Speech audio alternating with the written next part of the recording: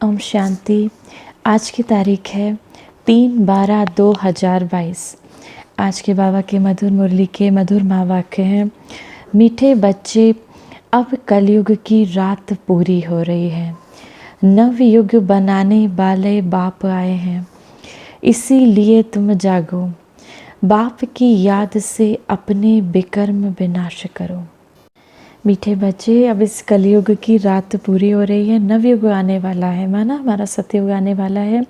इसीलिए जाकर बाबा को याद करो और अपने विकर्म विनाश करो। प्रश्न है आज की मुरली से, जिन बच्चों की बुद्धि सतो प्रधान बनती जाती है उनकी निशानी क्या होगी? उत्तर, उन्हें दूसरों को आप समान बनाने के ख्याल आते रहेंगे। वह अपना और दूसरों का कल्याण करने की नई नई युक्तियां रचते रहेंगे, दिन रात सर्विस में लगे रहेंगे। दूसरा प्रश्न है आज की मुरली से, तुम बच्चों को बड़े से बड़े कौन सी कारोबार मिली हुई है? उत्तर, सारी दुनिया को बाप का परिचय देने की कारोबार बहुत बड़ी है। कोई भी आत्मा बाप के परिचय बिना रह ना जाए। रात दिन चिंतन चलता रहे कि कैसे किसको समझाएं, शंख ध्वनि करें। रात दिन ये चिंतन चलता रहे कैसे बाबा का हम ज्ञान दूसरे को समझाएं और ये शंख ध्वनि करें।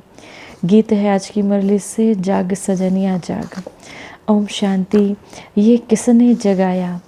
सजनी कहने वाला कौन है? बच्चे जो समझते हैं कि बेहद का बाप एक ही है, जिसका असली नाम शिव है।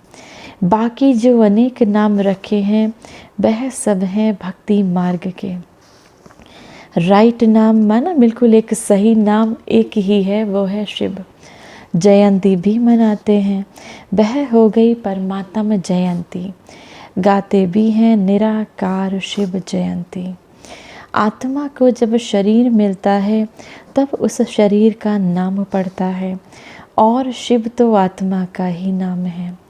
उसको कहा जाता है सुप्रीम सोल। शिव बाबा को कहा जाता है सुप्रीम सोल। सोल का नाम क्या है? नाम गाया हुआ है शिव। अब उस निराकार परमात्मा का, जिसको दुनिया वाले परमात्मा, अल्लाह, ना जाने कितने नामों से जानते हैं, तो बाबा कहते हैं उसका नाम है, आज स्वयं परमात्मा अपना परिचय बता रहे हैं। तो मनुष्यों ने तो कितनी ग्लानि कर दी, तो परमात्मा कहते हैं, शिव बाबा कहते हैं उसका नाम है शिव। गाया भी गा जाता है शिव जयंती। आत्मा की जयंती नहीं कहेंगे। गीता का भगवान शिव निराकार है। श्री कृष्ण शरीर का नाम है, देहधारी है ना। यह तो शिव बाबा ही आकर आत्मा सजनियों को जगाते हैं और अपनी पहचान भी देते हैं कि आप कौन हैं। ये देह नहीं, मैं आत्मा हूँ, कि मैं आया हूँ। शिव बाबा अपनी पहचान भी देते हैं और हम आत्माओं की पहचान भी देते हैं। तुम कौन, मैं कौन? आत्मा। तो बाबा पहचान देते, मैं आया हूँ नई दुनिया बनाने। अब माँ में कम याद करो, एक मुझे याद करो। माया पर जीत पानी है। बाबा को कहते भी हैं पतित पावन। देवताएं जो पावन थे अभी पतित बने हैं, इसीलिए सभी पुकारते हैं कि हे पतित पावन आओ, आकर हमें लिबरेट करो, माना हमें इन दुखों से छुड़ाओ। लिबरेट करो माना छुड़ाओ। किससे? माया रावण से अथवा शैतान से। माया रावण से अथवा माया के इन 5 विकारों से, काम क्रोध मोह लोभ अहंकार से हमें छुड़ाओ। मनुष्यों को ये समझ नहीं आता कि अभी चलना है। नवयुग सतयुग अब आया कि आया। गीत में भी कहते हैं नवयुग, वह है पवित्र दुनिया। बाप आते ही हैं पतित से पावन बनाने के लिए। नई दुनिया को नया युग अथवा सतयुग कहा जाता है। यह है कलयुगी पुरानी दुनिया। कुंभकर्ण की नींद में सब सोए हैं, उसको आकर जगाते हैं। ये दुनिया वाले अज्ञान की नींद में, माना कुंभकर्ण की नींद में सोए हैं, तो शिव बाबा आकर उन आत्माओं को जगाते हैं। माया ने अज्ञान अंधकार की रात में सबको सुला दिया है। अब बाप कहते हैं, बच्चे कुंभकर्ण की नींद से जागो। अभी इस पुरानी दुनिया का अंत है, मौत सामने खड़ा हुआ है। अब रात पूरी होती है, दिन आना है, इसीलिए तुम जागो। अब रात पूरी होती है, दिन आना है, तो बाबा कहते हैं इसीलिए ये रात माना कलयुग की रात पूरी होती है, सतयुग माना दिन आना है। तुम समझते हो बाबा आया हुआ है, हम भी घोर अंधियारे में सोए पड़े थे। अब बाबा आया है रात को दिन बनाने। बाबा कहते हैं मैं तुम्हारे लिए दिन अर्थात नव युग बनाने आया हूँ, अर्थात सतयुग बनाने आया हूँ। अब मुझे याद करो तो तुम्हारे विकर्म विनाश होंगे, क्योंकि इस समय सब पतित हैं। सब कहते हैं हमको इस रावण से माना माया के 5 विकारों से छुड़ाओ, शांति दो, हमें इन्हें दुखों से छुड़ाओ। ये कोई समझते नहीं कि शैतान का राज्य कब शुरू होता है। बाप आकर रावण के चंबे से छुड़ाते हैं कैसे? ये तो बाप ही जब आए तब आकर सुनाएं, तब फिर अनुभव से हम किसी को समझा सकें। सबको नीचे उतरते उतरते पतित बनना ही है, मुझ पतित पावन को आना ही है संगम पर। दुनिया के मनुष्य तो घोर अंधारे में हैं, समझते हैं कलयुग की आयु लाखों वर्ष पड़ी है, क्योंकि शास्त्रों में उल्टा लिख दिया है। अब दैवी युग की स्थापना होनी है। शास्त्रों की आयु कह देते हैं ना, बहुत लाखों वर्ष पड़ी है, तो इतने वर्ष में तो ये हाल है, तो बाबा कहे अगर लाखों वर्ष होती तो क्या हाल होता। तो अब बाबा कहते हैं दैवी युग की स्थापना होनी है, माना हमारा सतयुग आने वाला है। दोजख को बहिष्ट बनाने वाला बाप ही है। बाप कोई दोजख थोड़े ना रचेंगे। बच्चों को अब ये पक्का निश्चय है कि बाबा हमको पढ़ाते हैं, बहुत समय से पढ़ाते रहते हैं। अब त्रिमूर्ति शिव जयंती आने वाली है। लिखना है शिव जयंती सो गीता जयंती। श्री कृष्ण जयंती जब मनाते हैं तब गीता जयंती नहीं मनाते हैं। श्री कृष्ण तो छोटा बच्चा है, जब वह बड़ा हो तब गीता सुनाए। त्रिमूर्ति शिव जयंती माना ही गीता की जयंती। त्रिमूर्ति शिव जयंती माना ही गीता जयंती। ये बहुत समझने की बारीक बारीक बातें हैं। वो लोग गीता जयंती को अलग कर देते हैं, क्योंकि समझते हैं श्री कृष्ण तो छोटा बच्चा है, वह जन्मते ही गीता कैसे सुनाएगा। तुम बच्चों को ही बाप बैठ राजयोग सिखला रहे हैं। यह भी गाया हुआ है सेकंड में जीवन मुक्ति, माना बाबा के बने और बाबा से बरसा मिला। बैरिस्टर के स्कूल में बैठा तो बैरिस्टरी पढ़ने लगे। उसमें एम ऑब्जेक्ट है मैं बैरिस्टर बनूंगा, बाकी उसमें ऊंच पद पाना ये सब पढ़ाई के ऊपर डिपेंड करता है कि आप कितना अच्छे से पढ़ाई करते हो। कोई फिर अच्छा पढ़ते हैं तो उच्च पद पाते हैं, नहीं पढ़ते तो पद भी कम। सारा मदार है पढ़ाई पर। तुम यहाँ मनुष्य से देवता बनने आए हो, परंतु देवताओं में भी नंबर बार मर्तबे हैं। कोई फर्स्ट क्लास, कोई सेकंड क्लास, तो कोई थर्ड क्लास। यह सब गुप्त बातें हैं, कोई की बुद्धि में आ नहीं सकती। कोई कैसे हम अपना राज्य स्थापन कर रहे हैं, तो बाबा कहते हैं सब गुप्त बातें हैं, किसी की बुद्धि में नहीं आती कि कैसे हम अपना सतयुगी राज्य स्थापन कर रहे हैं। महाभारत लड़ाई भी लगने वाली है, परंतु पांडव संप्रदाय तो लड़ते नहीं। असुर और कौरव संप्रदाय आपस में लड़ झगड़ कर ख़त्म हो जाते हैं। तो अब तुम बच्चों को पुरुषार्थ करना है, समझाना भी है। बाबा समय प्रति समय डायरेक्शन देते रहते हैं। निराकार परम पिता परमात्मा राजयोग कैसे सिखलाएंगे? जरूर शरीर में आएंगे ना, उनका तो शरीर है नहीं। तो बाबा कहते हैं निराकार परम पिता परमात्मा ये राजयोग कैसे सिखलाएंगे। बाबा श्रीमत दे रहे हैं बच्चे मुझको, बच्चे तुमको याद की यात्रा में रहना है, तुम्हें मुझे याद करना है और याद की यात्रा में रहना है। यह है योग अग्नि जिससे तुम्हारे विकर्म विनाश होंगे। दिन प्रतिदिन तुमको अच्छी अच्छी पॉइंट्स मिलती रहती हैं। पतित पावन की पॉइंट्स भी अच्छी हैं। पतित पावन बाप को बुलाते भी हैं, फिर गंगा में जाकर स्नान करते हैं। गंगा को समझते हैं ये पतित पावनी है, हमारे पाप विनाश होंगे, तो जाकर बाबा कहते हैं गंगा में, बाबा को बुलाते हैं और गंगा में जाकर स्नान करते हैं। तुम लिख भी सकते हो बड़े बड़े अक्षरों में कि पतित पावन तो परमपिता परमात्मा को कहा जाता है। ज्ञान का सागर भी वही है। सारी दुनिया को पावन भी शिव बाबा बनाते हैं। अब सारी दुनिया का क्वेश्चन है ना, ये प्रश्न है सारी दुनिया का कि दुनिया पावन कैसे बने। गंगा जमुना आदि ये नदियाँ तो चलती आती हैं। अभी कलयुग का समय है तो कुछ गड़बड़ होती है। सतयुग में फिर सब नदियाँ अपने ठिकाने पर आ जाएंगी, परंतु इनसे पावन तो कोई बनते नहीं।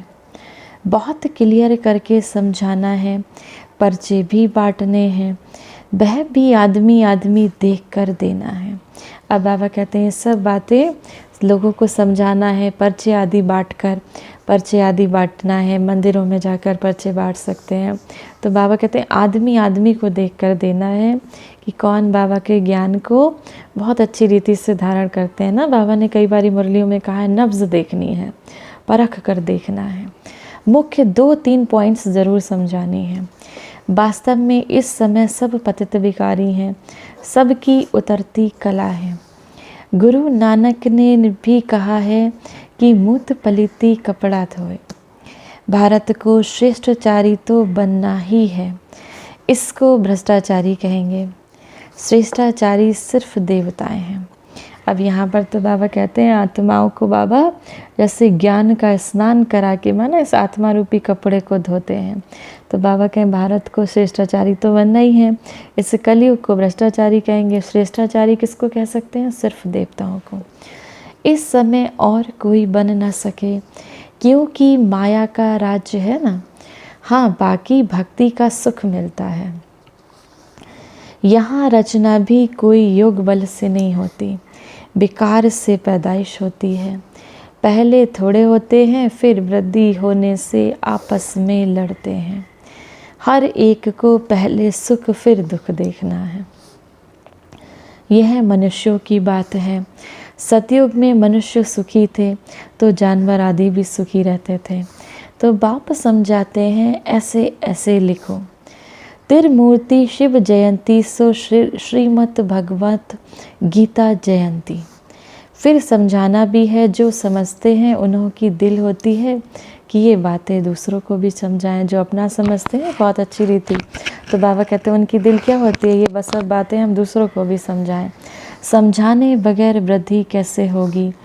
ड्रामा अनुसार जिनका जो पार्ट है समझने और समझाने का, वह अपना अपना पार्ट बजाते हैं। भक्ति का पार्ट भी दिन प्रतिदिन जोर होता जाता है। गाया भी हुआ है, जब भंभोर को आग लगती है तब आँख खुलती है। तुम बच्चों को शंख ध्वनि करनी है, एकदम शंख नाद करनी है। बाबा कहते हैं कि सतयुग आया कि आया, रात दिन चिंतन करते रहना है कि किसको हम किस विधि से कैसे समझाएं। हम सर्विस का ख्याल आते रहते। तो बाबा कहते हैं जो बच्चे दिन रात बाबा की सर्विस में लगे रहते हैं, सबसे ज़्यादा प्रिय बाबा को वही बच्चे हैं। तो रात दिन चिंतन चलता रहे कि कैसे किसको समझाएं। सारी दुनिया को बाप का परिचय देना है। कितनी बड़ी कारोबार है, दुनिया कितनी बड़ी है, बहुत धर्म बहुत खंड है। सतयुग में तो एक धर्म होता है, फिर धीरे धीरे वृद्धि को पाते हैं। यह भी समझते हो प्रजापिता ब्रह्मा द्वारा ही ब्राह्मण पैदा होते हैं। ब्राह्मण वर्ण भी नहीं दिखाते तो पैदा करने वाला भी नहीं दिखाते हैं। तो ये समझाना है, कौरव और पांडव दिखाते हैं। तुम हो ब्राह्मण, प्रजापिता ब्रह्मा कुमार कुमारियां हैं, तो प्रजापिता जरूर चाहिए, जिससे भिन्न भिन्न बिरादरियां पैदा होती हैं। देवता क्षत्रिय वैश्य शूद्र दिखाते हैं। बाकी संगम युगी ब्राह्मणों को गुम कर दिया है। संगम युगी हम सब बाबा के बच्चों को, जिसको बाबा ने संगम युगी ब्राह्मण दिया है नाम, तो बाबा कहते हैं इनको गुम कर दिया है। गायन भी करते हैं त्रिमूर्ति ब्रह्मा, परंतु त्रिमूर्ति ब्रह्मा का अर्थ नहीं निकलता। उन्हों को देने वाला कौन? तुम समझते हो निराकार बाप ने ब्रह्मा मुख द्वारा बैठ हमको समझाया है। ब्रह्मा के मुख कमल से बच्चे पैदा होते हैं। माना बाबा के जो मुख से निराकार शिव बाबा ने ब्रह्मा बाबा के तन में प्रवेश किया, उनके मुख से जो ज्ञान निकला, उन सब से हम, उस ज्ञान के द्वारा हम सब बच्चे पैदा होते हैं। जब तुमको सुनाए तब ब्रह्मा भी सुने। तुम ना होते तो शिव बाबा क्या करते? एक को तो नहीं सुनाया जाता। बाबा कितना अच्छी हम सब बच्चों की यहाँ पर बात करते हैं। बाबा कहते हैं जब बाबा शिव बाबा तुमको सुनाते हैं तो ब्रह्मा बाबा भी सुनता है। तो बाबा कहें तुम ना होते तो शिव बाबा क्या करते? अब बाबा खाली ब्रह्मा बाबा को तो नहीं सुनाते, बाबा के तो बहुत सारे बच्चे हैं। शास्त्रों में एक अर्जुन का नाम लिख दिया है कि गीता श्री कृष्ण ने सिर्फ एक अर्जुन को समझाई। तो जिस समय जो पॉइंट निकलती है उस समय उसी सर्विस पर लग जाना चाहिए। तुम्हें हर बात बहुत क्लियर करके समझाई जाती है, परंतु योग में रहें पावन बने यह मेहनत है। विष छोड़ना कितनी मेहनत है, विष पर ही झगड़ा होता है। विष माना माया के ये विकार। तो बाबा कहते इस विष को छोड़ने ही पे ही झगड़ा होता है। तो बच्चों को सर्विस पर ये अटेंशन देना है कि पढ़कर पढ़ाना है। सबसे पहले खुद बाबा के इस ज्ञान को समझना है, फिर दूसरों को समझाना है। इस सर्विस में ही कल्याण है, ओना रहना चाहिए। जो नए आते हैं उनसे फार्म भराने वाले बहुत तीखे चाहिए। फार्म भराने समय ये भी पूछो तुम साधना करते हो, मुक्ति धाम जाना चाहते हो? जब फार्म भरते हैं ना बाबा का, जब आप सेंटर आदि पे जाते हैं तो फार्म भराया जाता है, तो बाबा कहते हैं उसमें उनसे पूछो कि तुम साधना करते हो, मुक्ति धाम जाना चाहते हो? मुक्ति धाम का मालिक तो एक ही परमपिता परमात्मा है, वह बाप ही आकर पावन बनाते हैं। यह स्नान आदि तो भारत में ही करते हैं और धर्मों में नहीं करते। गंगा स्नान आदि कहाँ करते हैं? सब भारत में ही मानते हैं। नदियों को इतना पवित्र, ये सब भारत में ही कहते हैं। वह फिर अपने धर्म स्थापक के आगे माथा टेकते हैं, फूल चढ़ाते हैं। जो जिस जिस धर्म का है वह अपने धर्म स्थापक के आगे माथा टेक कर फूल चढ़ाते हैं, महिमा गाते हैं। उन्हों को ये मालूम ही नहीं कि पतित पावन एक ही बाप है। अभी क्रिसमस में क्राइस्ट का कितना मनाते हैं, फिर भी गॉड फादर को याद करते हैं। कहते हैं ओ गॉड फादर, उनको पुकारते हैं। उन्हों को भी, क्रिश्चियन को भी ये नॉलेज मिलेगी। बाबा तो कहते रहते हैं कि चित्र बनाओ तो विलायत में भी भेज दें। बेहद सृष्टि के कल्याण के लिए बुद्धि चलनी चाहिए। बाबा की बुद्धि चलती रहती है। इन चित्रों को कद्र बहुत थोड़े को है। बाबा की तो बुद्धि चलती रहती, कैसे कैसे सर्विस करें। तो बाबा कहते हैं जो चित्र बाबा के बनते हैं, तो बाबा कहते हैं इन चित्रों की कद्र, माना इन चित्रों को ज्ञान समझाने की कदर बहुत कम बच्चों में है। बाबा ने दिव्य दृष्टि से ये चित्र बनाए हैं, तो इसका कितना रिकॉर्ड होना चाहिए। इनसे तो बहुत भारी फर्स्ट क्लास सर्विस होती है। जैसे हमारा सीढ़ी का चक्र है, गोले का चक्र है, सृष्टि चक्र है, तो बाबा कहते हैं इससे कितनी सर्विस होनी चाहिए। ड्रामा अनुसार कोई निकलेंगे जो चित्र आदि बनाएंगे, आगे चलकर ऐसे बुद्धिमान बच्चे निकलेंगे जो सेवा में नई नई इन्वेंशन, माना नई नई खोज करते रहेंगे, जिसे देखते ही दिल खुश हो जाए। अंग्रेजी तो सब तरफ फैली हुई है, भाषाएं भी कितनी ढेर हैं। सब देशों में अंग्रेज़ी वाले ज़रूर होंगे, इसीलिए बाबा भी अंग्रेजी और हिंदी को उठाते हैं। आखिरी सब भाषाओं में निकलेगा। बाबा का आज ज्ञान, ये मुरली कितनी भाषाओं में आती है। तो बाबा कहते हैं अंग्रेजी में, कितनी भाषा में, आज ना जाने कितने देशों में और हमारे भारत में कितनी लैंग्वेजेस हैं, कितनी भाषाएं हैं। उस समय बाबा का ज्ञान हर भाषा में ये मुरली चलती है। किसको भी समझाना है बहुत सहज, परंतु देखा जाता है किसकी बुद्धि में नहीं बैठता, तो वह क्या काम करेंगे। धन है और दान नहीं करते तो उसको मनहूस कहा जाता है। एक कान से सुनते हैं, दूसरे कान से निकाल देते हैं। हर एक को अपनी उन्नति का ख्याल जरूर होना चाहिए। संग के रंग में नहीं आना है, सर्विस में बिजी रहना है, नहीं तो बहुत बड़ा घाटा पड़ जाएगा। अपनी उन्नति के लिए कोशिश ज़रूर करना चाहिए। बाबा मैं जाकर बहुतों को आप समान बनाने की सर्विस करती हूँ। बाबा मैं जाकर बहुतों को आप समान बनाने की सर्विस करती हूँ। ऐसे ऐसे ख्यालात बच्चों को आते रहना चाहिए। उनको कहा जाता है सतो प्रधान बुद्धि। तमो प्रधान बुद्धि ना अपना ना दूसरों का ख्याल करते हैं, उनको बेसमझ कहा जाता है।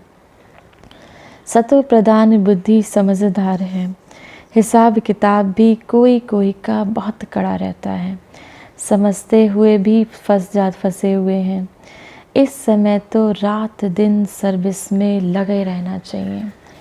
खुद की ही कमाई है, मुझे बाप से पूरा पूरा बरसा लेना है, नहीं तो कल्प कल्प का घाटा पड़ जाएगा। अब अंदर से क्या चिंतन चलना चाहिए, मुझे शिव बाबा से पूरा पूरा बरसा लेना चाहिए, नहीं तो बाबा कहते हैं ये जो घाटा अभी पड़ेगा ना, तो ये कल्प कल्प घाटा पड़ जाएगा। माना हर कल्प में पुरुषार्थ अच्छा नहीं कर पाएंगे, फिर क्या होगा, तो सतयुग में पद भी नीचे हो जाएगा। तो बाबा कहते हैं कल्प कल्प का घाटा पड़ जाएगा। पहले अपना कल्याण करेंगे तब दूसरे का भी कर सकेंगे। पहले स्व कल्याण फिर विश्व कल्याण। अच्छा, मीठे मीठे सिकी लदे बच्चों प्रति माता पिता बाप दादा का याद प्यार और गुड मॉर्निंग। रूहानी बाप की रूहानी बच्चों को नमस्ते। हम सब रूहानी बच्चों के रूहानी माता पिता बाप दादा को याद प्यार गुड मॉर्निंग और नमस्ते। धारणा के लिए मुख्य सार है, पहला, ज्ञान धन दान करने में मनहूस नहीं बनना है। अपनी और दूसरों की उन्नति के लिए युक्तियां निकालनी है। दूसरा, मनुष्य से देवता बनने की पढ़ाई पढ़नी और पढ़ानी है। सर्विस और पढ़ाई पर पूरा पूरा अटेंशन देना है। कड़े हिसाब किताब को योग बल से चुकतो करना है। मनुष्य से देवता बनने की पढ़ाई पढ़नी है, स्वयं और पढ़ानी है। सर्विस और पढ़ाई पर पूरा अटेंशन देना है। जो भी कड़े से कड़े हिसाब किताब है उसको योग बल से चुकतो करना है। वरदान है आज की मुरली से, याद और सेवा द्वारा अपने भाग्य की रेखा श्रेष्ठ से श्रेष्ठ बनाने वाले भाग्यवान भव। ब्राह्मणों की जन्म पत्री में तीनों ही काल अच्छे से अच्छे हैं। जो हुआ वह भी अच्छा, जो हो रहा है वो भी अच्छा, और जो होने वाला है वह भी अच्छा। सभी के मस्तक पर श्रेष्ठ तकदीर की लकीर खींची हुई है। सिर्फ याद और सेवा में सदा बिजी रहो। ये दोनों ऐसा नेचुरल हो जाएं जैसे शरीर में श्वास। सिर्फ याद और सेवा में ऐसे बिजी रहो, बाबा कहते हैं ये दोनों ऐसे नेचुरल हो जाएं जैसे शरीर में श्वास आती जाती है, ऐसा नेचुरल हो जाए। हमको एक बाबा की याद आती रहे और बाबा की इस सेवा में बिजी रहे। भाग्य विधाता बाप ने याद और सेवा की ये विधि ऐसी दी है जिससे जो जितना चाहे उतना अपना श्रेष्ठ भाग्य बना सकते हैं। स्लोगन है आज की मुरली से, संतुष्टता की सीट पर बैठकर परिस्थितियों को खेल देखना ही संतुष्ट मणि बनना है। संतुष्टता की सीट पर बैठकर परिस्थितियाँ कैसे अप डाउन्स होती हैं, कैसी कैसी सिचुएशंस आती है, तो बाबा कहते हैं उसके खेल को देखना ही संतुष्ट मणि बनना है। आज की मुरली से सम्मान का अभ्यास करेंगे। मैं बहुत भाग्यवान आत्मा हूँ, मैं श्रेष्ठ से श्रेष्ठ भाग्य बनाने वाली भाग्यवान आत्मा हूँ। स्वयं परमात्मा मेरा भाग्य रच रहा है। इस नशे के साथ स्वयं को स्थित करेंगे और प्रातः से ये अभ्यास करते रहेंगे। मैं बहुत भाग्यवान आत्मा हूँ। अच्छा, ओम शांति।